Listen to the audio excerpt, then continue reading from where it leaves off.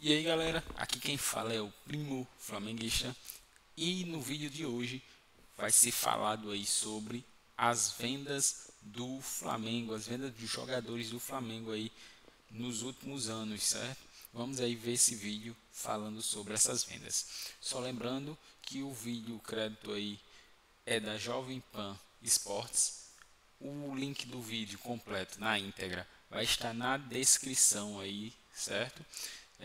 Não se esqueça de se inscrever no canal e ativar o sininho de notificações. E vamos lá assistir o vídeo agora. Pronto, nesta quarta-feira, o Mauro César publicou um texto na coluna dele no UOL em que as vendas do Flamengo ao futebol europeu de 2017 até hoje renderam quase 200 milhões de euros, ou seja, mais de R$1 bilhão. Do lateral esquerdo Jorge, negociado com o Mônaco por 9 milhões de euros, a Matheus França, o atacante, porque agora o lateral está voltando para o Flamengo, do Corinthians, enfim, também quer ser chamado de Matheus França, mas o atacante Matheus França, que foi para o Crystal Palace no ano passado por 25 milhões de euros, foram 10 atletas negociados, tá? Desde o lateral esquerdo Jorge ao Matheus França, com 9 clubes da Europa nesse período. O mais caro, Vinícius Júnior, que saiu por 45 milhões de euros. Dos 8 que ainda seguem em times europeus, 4 mudaram de time em algum momento. E aí tem aquela coisa, fatia do jogador, tudo mais. Flamengo, com essas vendas, com essas transferências, ainda tira algum dinheiro, ainda tira alguma grana. O valor equivale hoje, pelo câmbio oficial, a 1,046 bilhão de reais, quase o valor total arrecadado por ano pelo Flamengo, na casa de 1,2 bilhão a 1,3 bilhão. Jean Lucas hoje no Bahia e Jorge, de volta ao Santos, são os dois dos 12 atletas negociados com a Europa que voltaram ao futebol brasileiro. Então, de 12 atletas que o Flamengo negociou com o futebol europeu, apenas 2 hoje estão no Brasil.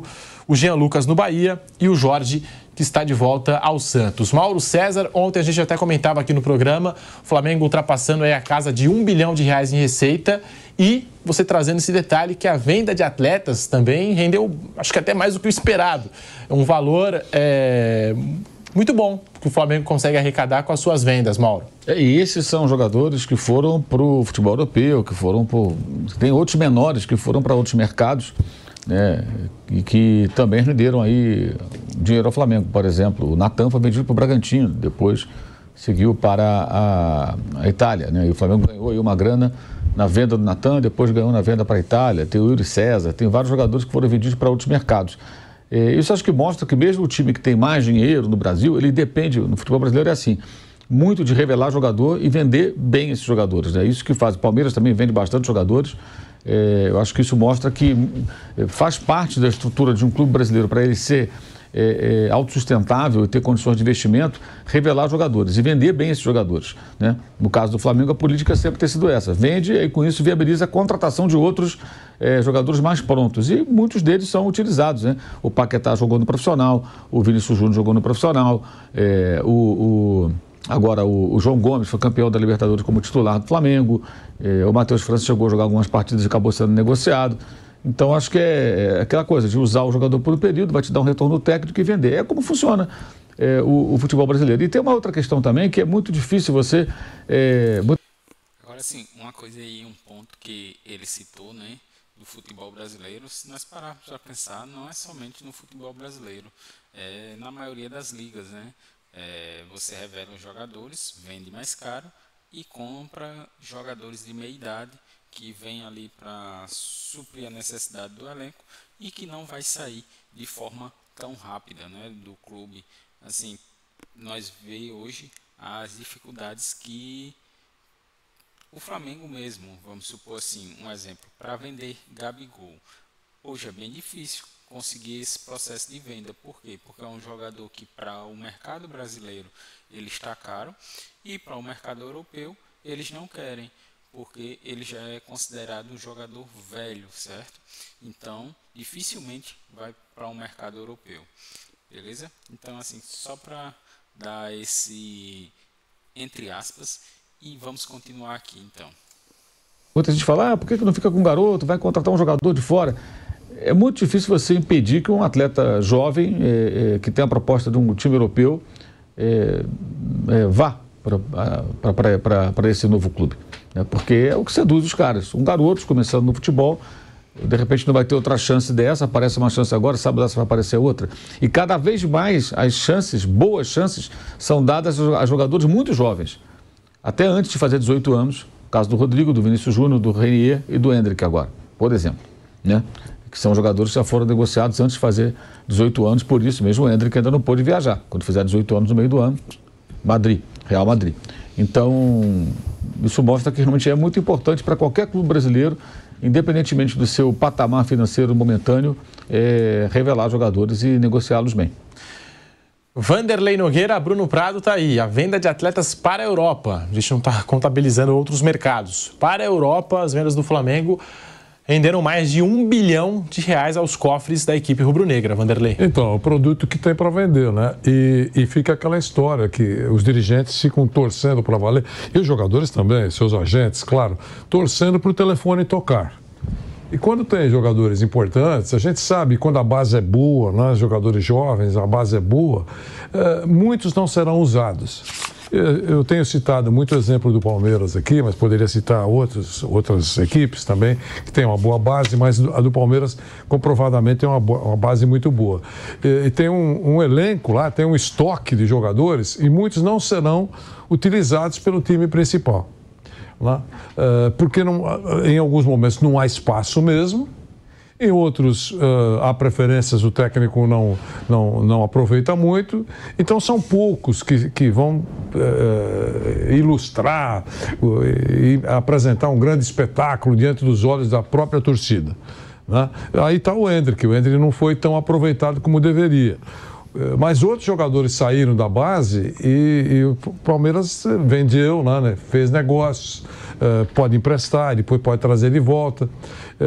Agora é sempre uma grande caixa de joias que o clube tem para faturar uma grana. No caso do Flamengo, foi isso que aconteceu. Vendeu bem. Recuando um pouquinho só no tempo, o Cruzeiro vendia maravilhosamente bem seus jogadores. E mesmo assim, vendendo bem seus jogadores, o clube foi estourado financeiramente por uma péssima gestão. Todo mundo sabe o que aconteceu. Então não basta só vender bem, tem que vender bem e ter uma boa gestão para saber o que fazer com o dinheiro, não jogar pela janela, entender que dinheiro acaba, por mais rico que seja um clube, se ele não for bem dirigido, num determinado momento o cofre vai ficar vazio. É isso. Bruno Prado, a venda de atletas para a Europa rendeu mais de R$1 bilhão ao Flamengo. Bruno. O Flamengo, assim como vários outros, eles têm essa estratégia de venderem atletas mais jovens porque são os atletas que interessam para o mercado europeu. No caso do Flamengo e também do Palmeiras, eles conseguem manter uma base de jogadores já de meia idade ali, de 25, 26, 27 anos, alguns com mais de 30, que têm salários altos, os dois têm uma folha salarial bem alta. Então essa é a diferença, porque vender garotos sempre o futebol brasileiro vendeu. Só que hoje nós temos pelo menos 2 clubes e todos estão arrecadando mais, alguns não cuidam muito bem do dinheiro, mas todo mundo está arrecadando mais nos últimos anos. Hoje o futebol brasileiro consegue trazer mais jogadores do mercado da América do Sul, claro, os sul-americanos que não são vendidos para a Europa, e mantém alguns jogadores, como o Rafael Veiga, como o Dudu, como o Arrascaeta, o Gabigol, o Pedro, né? Jogadores que já têm mais de 25 anos ou estão nessa faixa de 25 um pouco mais, e eles formam a base dos principais times do futebol brasileiro. E os garotos são negociados, é só ver as últimas negociações para a Europa. O Endrick, o Vitor Roque, você citou o Matheus França, é um garoto, o Beraldo, o Moscardo. Então são esses jogadores jovens que a Europa leva. E se eles não derem certo lá, eles voltam para cá ainda com uma idade ainda jovens, como aconteceu com o Gabigol, por exemplo. Saiu jovem do Santos, não deu certo e voltou ainda jovem aqui para o futebol brasileiro. Jogou de novo no Santos e depois para o Flamengo. O próprio Pedro foi para a Fiorentina e voltou. Então, o mercado hoje é esse. Antes, quando você não tinha clubes com a capacidade de ter uma folha salarial alta, como tem o Flamengo, como tem o Palmeiras e alguns outros, esses jogadores um pouco mais velhos, eles iam para um segundo ou terceiro escalão da Europa. Esse cara não interessa para o Real Madrid, mas, sei lá, ele vai jogar no Valência, vai jogar num time menor.